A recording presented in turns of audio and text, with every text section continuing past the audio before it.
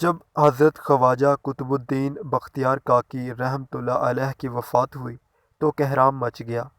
جنازہ تیار ہوا، ایک بڑے میدان میں لایا گیا۔ بے پناہ لوگ نماز جنازہ پڑھنے کے لیے آئے ہوئے تھے۔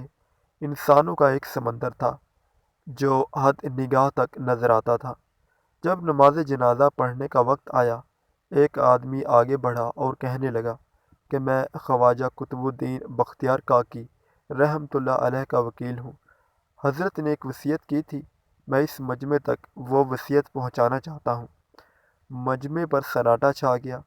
وکیل نے پکار کر کہا، حضرت خواجہ قطب الدین بختیار کاکی رحمۃ اللہ علیہ نے یہ وصیت کی کہ میرا جنازہ وہ شخص پڑھائے جس کے اندر 4 خوبیاں ہوں۔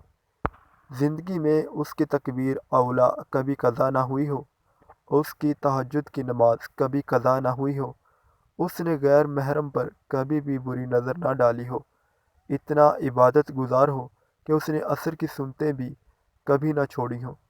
جس شخص میں یہ 4 خوبیاں ہوں وہ میرا جنازہ پڑھائے۔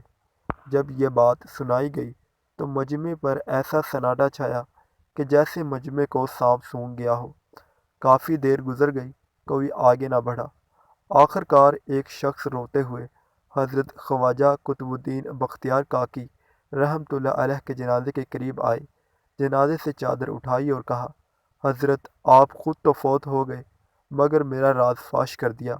اس کے بعد بھرے مجمع کے سامنے قسم اٹھائی کہ میرے اندر یہ 4 خوبیاں موجود ہیں۔ یہ شخص وقت کا بادشاہ شمس الدین مزید اسی طرح کی اسلامی ویڈیوز کی اپڈیٹس کے لیے ہمارے چینل کو سبسکرائب کریں۔